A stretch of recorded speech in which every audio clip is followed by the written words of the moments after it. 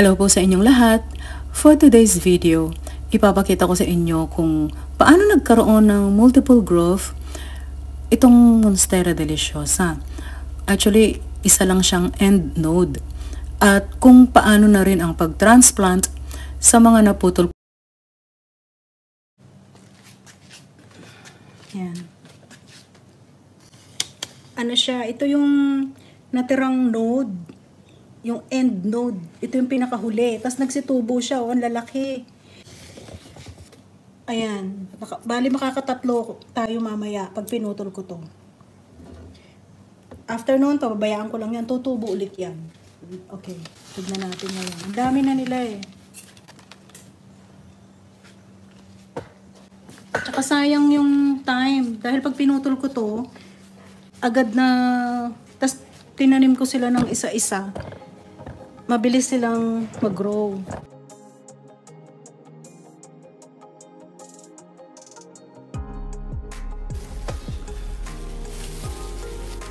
Matigas na siya eh.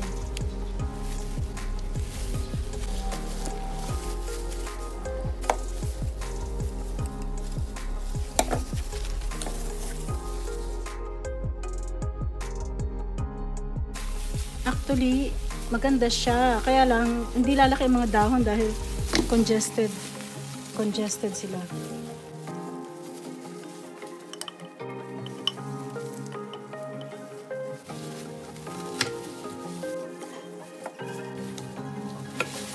Yan.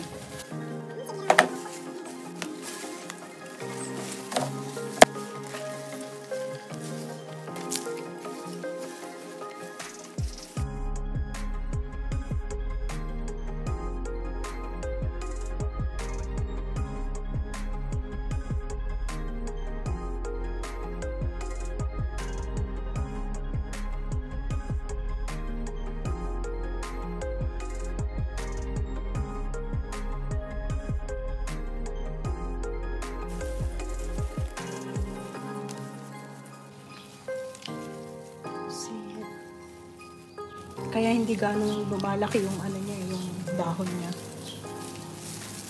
Kasi agawan na sila sa nutrients.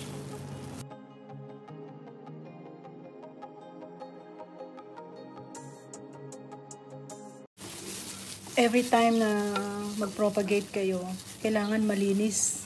Malinis ang scissors o kaya last time, hindi ako naniniwala doon. Pero nasampulan ako. So, kahit hindi nyo na-sterilize, basta malinis, hugasan, mabuti. Pwede din yung lighter. Lighter, painitan. Yan. Okay. Pangatlo na to.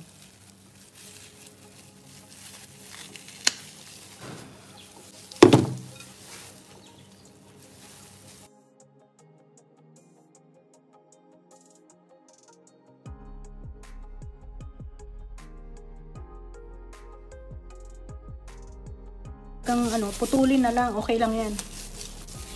Marami naman natira eh. Ayan.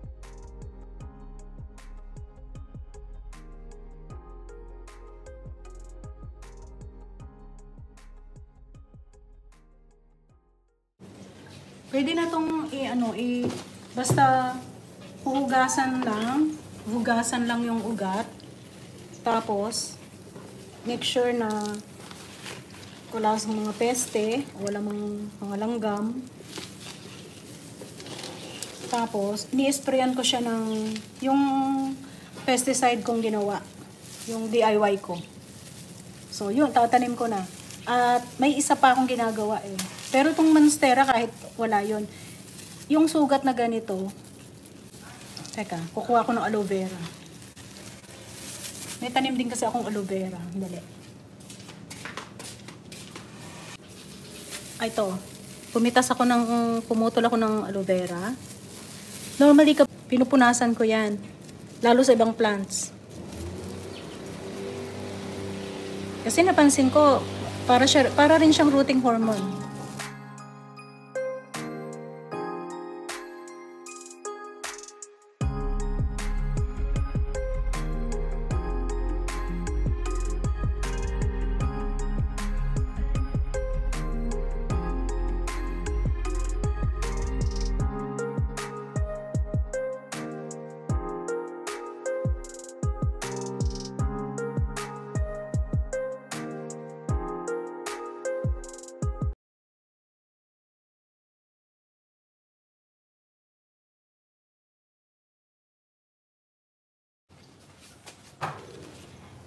Ito yung, ayan, nakita ba?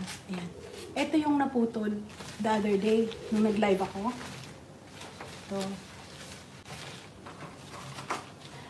Actually, dapat, kahapon pa, itatanim ko na yan. Kasi, may ugat. Baka basa yung ugat. So, inano ko na lang, in-adjust ko na lang yung tubig. Hindi ko talaga dinamihan yung tubig. Pero kung wala siyang ugat, pwede siyang ibabad ng kahit 3 days pwede sa tubig. Ayan siya. Okay pa yung ugat. Hindi pa siya lumambot ng husto. Actually, yung ganitong may ugat, hindi advisable na ibabad. Pero no choice, wala akong time kahapon eh. So, ang gawa ko muna ganito. Itong pot na to, ang pinaka butas niya lang, dito lang. Tanggalin ko muna to. Yan lang ang pinakabutas niya.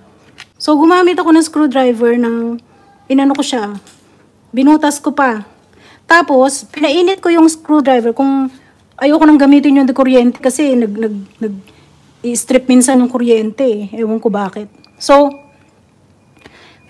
ininit ko sa stove, ayan, binutas ko yung mga gilid. Kasi, worry ako, baka itong 4 na hole na to, hindi sufficient para mag-release ng tubig agad. Dahil itong Monstera, sensitive sila pag nabababad sila sa tubig. Okay, yan. Ako na nagbutas niyan. May mga pots kasi na ganyan eh. So, tignan nyo din yung mga, depende rin sa halaman. May halaman na medyo okay naman kung kahit may babad na tubig. Kagaya ng Monstera, yung Alocasia macrorrhiza variegata, yon. Gusto niya ng tubig. Mga ganitong pot kahit di mo na lagyan ng additional na butas. Okay? So, after nun, para hindi masyadong madami yung soil, ito na ang hole filler ko. Ito.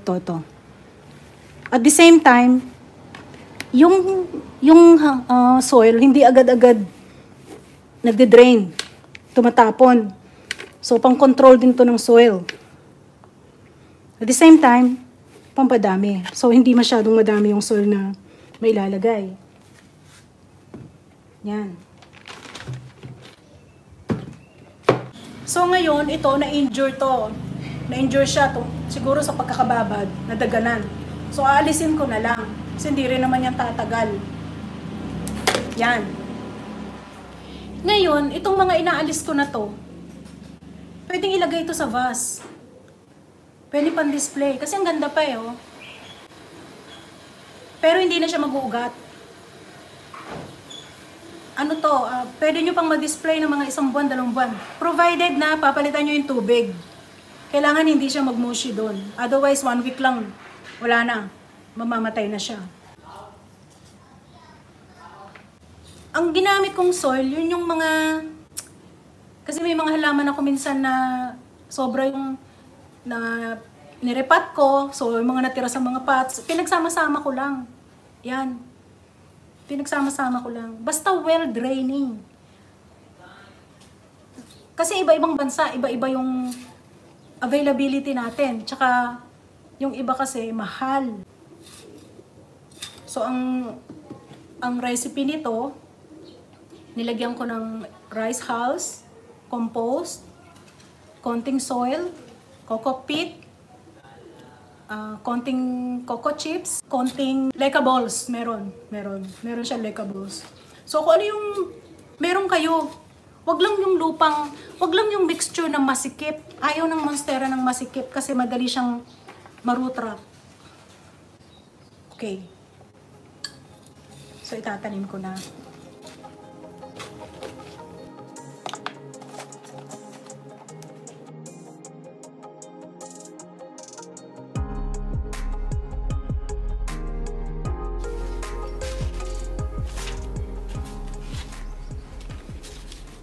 Ito, hugasan ko to, tapos pwede itong pan-display. Sayang. After ko sila ma-repot, I will place them in a shaded location at doon sa hindi sila magagalaw gaano until kumagat na yung ugat sa lupa.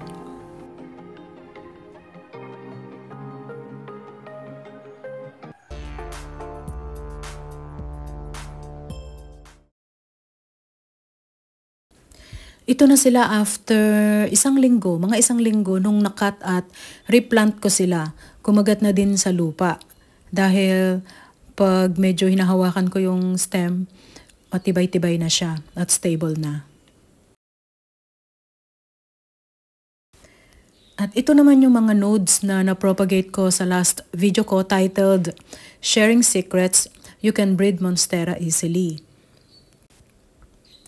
Talagang super worth it na nag-propagate ako ng mga nodes kasi dumami talaga yung mga bago kong monsteras ngayon. Kaya pag may malaki kayong monstera, think twice din. For me, talagang ipopropagate ko, lalo na kung hindi na maganda yung itsura ng mga leaves kagaya nung nangyari sa monstera ko.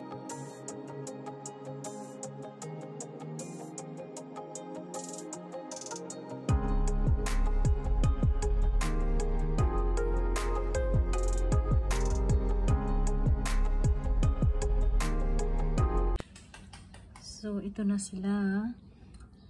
Ito, medyo malaki na siya.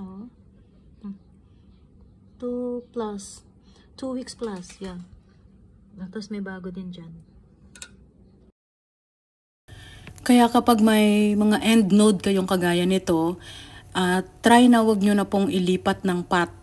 Kasi ang tendency nun, yung ugat niya maiistorbo. So, yung pag-grow ng ganito, hindi ganun kabilis. Kasi nangyari na sa akin dati. Nilipat ko siya ng ibang pot kasi kala ko malaki yung pot. So, niliitan ko yung pot at na-trim yung ugat.